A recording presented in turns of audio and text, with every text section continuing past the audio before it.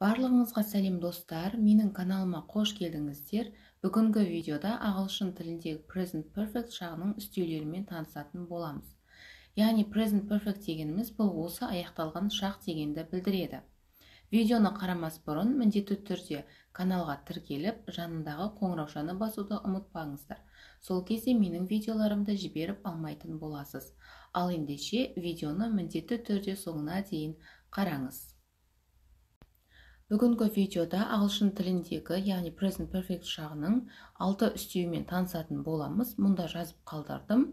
Ал ендеше алғашқы 3 үстеуімен танысайық. Already, just, recently. Бұл үстеулер болымды сөйлемде негізгі етістікке дейін және көмекші етістіктен кейін қолданылады. Already дегеніміз әлде қашан, just, қазір ғана, recently, жақында деген мағыналарды білдіреді. Мысалға назар аударайық. He has already, just, recently arrived to Астана. Егерде біз already сөзін қолданатын болсақ, сөйлем ол әлде қашан Астанаға келген деп аударылады. Ал егерде just сөзін қолданатын болсақ, ол қазір ғана Астанаға келді деп аударылады.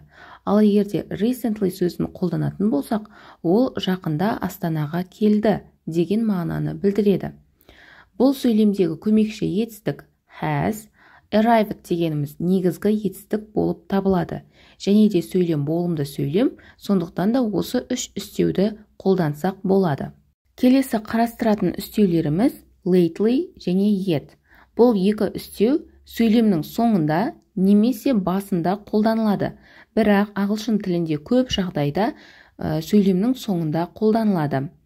Yet сөзі әрқашанда болымсыз немесе сұраулы сөйлемдерде қолданылады, ал lately сөзі болымды сөйлемдерде қолданылады. Lately сөзі соңғы уақытта, ал yet сөзі әлі деген мағынаны білдіреді. Мысалға назар аударайық. He has played a lot of video games lately.